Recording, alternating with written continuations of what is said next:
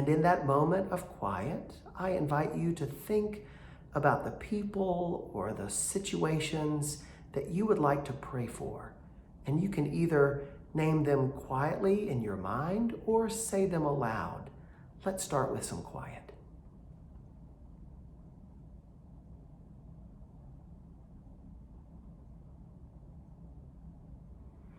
Today, I'm going to read a story from the Bible. It's a story from Matthew's telling of the gospel. And in this story, Matthew sends out the 12 disciples. And as I tell the story, as I read it to you, I want you to listen out for the things that Jesus tells the disciples to take with them on their journey. Jesus sent the 12 disciples out and commanded them, "Don't go among the Gentiles or into a Samaritan city. Go instead to the lost sheep, the people of Israel. As you go, make this announcement: the kingdom of heaven has come near. Heal the sick, raise the dead, cleanse those with skin diseases, and throw out demons. You received without having to pay, therefore give without demanding payment. Workers deserve to be fed, so don't gather gold or silver or copper coins for your money belts to take on your trips. Don't take a backpack for the road, or 2 shirts, or sandals, or a walking stick. Whatever city or village you go into, find somebody in it who is worthy and stay there until you go on your own way. When you go into a house, say peace. If the house is worthy, give it your blessing of peace.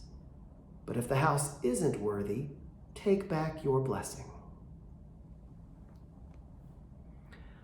Summer is a time when families often go on trips, on vacation. Sometimes during the summer, we take short trips, maybe for an afternoon. And sometimes we take long trips that require a long drive in the car, or maybe even a trip on an airplane or a boat or a train. This summer, many of us aren't taking trips. We're staying close to home. But I bet you can remember what it's like to get ready for a big trip, what it's like to pack all of your clothes into a suitcase, what it's like to make sure that your favorite book or game is close by, making sure that it's put in the car right where it needs to be so that you'll have it for the journey.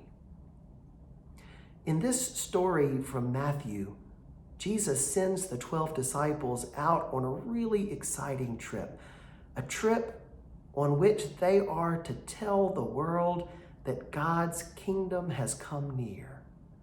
On this big and exciting trip, Jesus tells them that they're supposed to heal the sick, even raise the dead, and cast out demons. But what does Jesus tell them to take on their trip? Almost nothing. He tells them not to take any money. He tells them not to even take a backpack, not to take an extra change of clothes or shoes or a walking stick. Why? Why would Jesus send the disciples out on such a big trip and tell them to take almost nothing with them? I wonder if Jesus wants the disciples to learn what it means to trust that God will give them everything they need. I wonder if Jesus is inviting us to trust that God will give us whatever we need. The life we live is a big and exciting adventure. And sometimes it feels like we don't have all the things we need to make this trip. But Jesus shows us, Jesus teaches us that God has already given us everything we need. That if we depend upon Him, depend upon God, we will be given all that we need. This week, I invite you to think about all that God has given you and all the ways that God is helping you on your life's journey, whether you travel or whether you stay close to home. Go.